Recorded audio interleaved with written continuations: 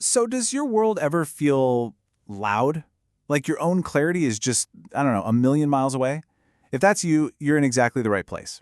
Today we're diving into a really powerful concept, one that's designed for our busy, modern lives. It's all about how to find focus and calm right in the middle of all the chaos. Let's get into it. You know, this quote it really hits the nail on the head, doesn't it? It's not about a lack of trying or not having good ideas. The real problem for so many of us is a simple lack of space. That mental and emotional room to just breathe, to think, to just be. I'm going to go out on a limb and say that sounds pretty familiar. I mean, when you're juggling a packed schedule and constant demands, that feeling of being squeezed for space, yeah, we can all relate to that. And here's what that lack of space actually looks like in real life. It's those back-to-back meetings, right? That feeling of being emotionally reactive, or maybe just numb. It's a mind that just will not switch off at night. And, oh yeah, that classic midday brain fog that has you reaching for another cup of coffee. If you're nodding along right now, just know you are definitely not alone. This is basically the modern energy crisis. So what's the solution? Is it a week-long silent retreat? A total life overhaul? Nope. The answer is actually so much smaller and way more accessible than you might think. It's all about the incredible power of the pause. And that, my friends, is where micro-mindfulness comes in. Just think of these as bite-sized moments of awareness. This isn't about adding one more thing to your already packed to-do list. Not at all. It's about weaving in these tiny, intentional moments of presence that help you stay grounded when the stress starts to bubble up. It's mindfulness that actually fits into a busy life. And here you can really see the key difference. So many of us, right, we've tried traditional mindfulness, and it just doesn't stick. It feels too long, too rigid. The absolute beauty of micro-mindfulness is that you don't need 20 minutes of perfect silence. It's the bridge. It's about finding those 2 minutes of connection right in the middle of your day. All right, now for the really fun part. Let's get into some practical, super simple tools you can start using like today to quiet that inner noise and find your way back to your own focus. Okay, this one is your go-to for getting mental clarity. It's a simple 3-step reset. First, just pause. Literally, stop what you're doing, feel your feet on the floor, and take one slow breath. This physical grounding actually helps quiet your brain's alarm system. Step 2, name what's here.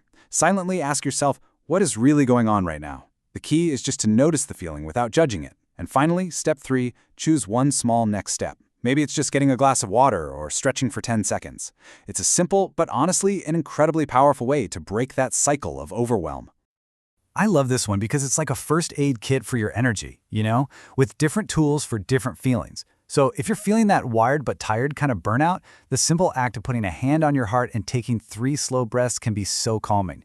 If you're feeling flat or numb, physically shaking out your hands can literally shift that stagnant energy. And for just pure, simple overwhelm, nothing, and I mean nothing, beats a quick brain dump. Just getting all those swirling thoughts out of your head and onto a piece of paper. We have all been there. Overthinking, second-guessing, just totally stuck in that loop of what if? That mental traffic jam, that is not clarity. So how do you cut through that fog when you actually need to make a choice? This is where the decision detox comes in. It's a 4-part process. You start by grounding yourself. Just 3 deep breaths. Then you check in. Is this decision I'm wrestling with rooted in fear, or is it in alignment with my values? Next, you name your truth. What is the next most aligned step? And finally, you anchor that decision with a phrase. Just repeat to yourself, I can pause, I can trust, I can begin. It's a beautiful way to move forward with real confidence. Okay, these tools are great in the moment, fantastic. But how do we make them a consistent part of our lives? So we're not just pulling them out when we're already at a breaking point. Well, that's what this next part is all about, turning these little practices into lasting habits. The secret is this brilliant concept called habit stacking. You don't need to magically find new time in your day.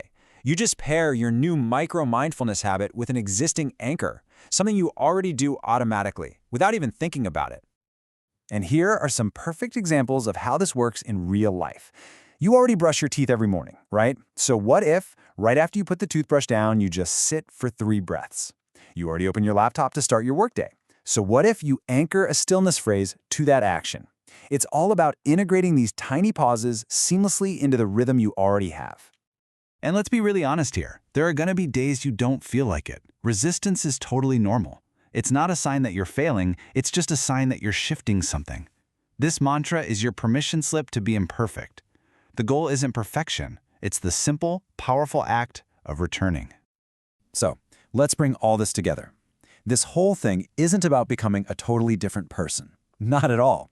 It's about having a simple, reliable path back to yourself when the world gets way too loud. If you take one thing away today, please let it be this. We don't need more answers. We need more pauses. That constant search for more information, more strategies, more hacks, that's just part of the noise. True clarity, that comes from creating these tiny little pockets of space to just pause and connect with ourselves. And this, right here, is the ultimate permission slip. Stop striving for some unattainable, perfect state of Zen. Instead, just focus on building a simple, reliable, and kind way to return to your own inner clarity, one tiny habit at a time. And that's where I'll leave you, with a little question to take with you into your day. Just notice, what's one area of your life that feels like it's asking for a little more space, a little more stillness, a little more of your attention? Whatever the answer is, well, that might be the perfect place to begin.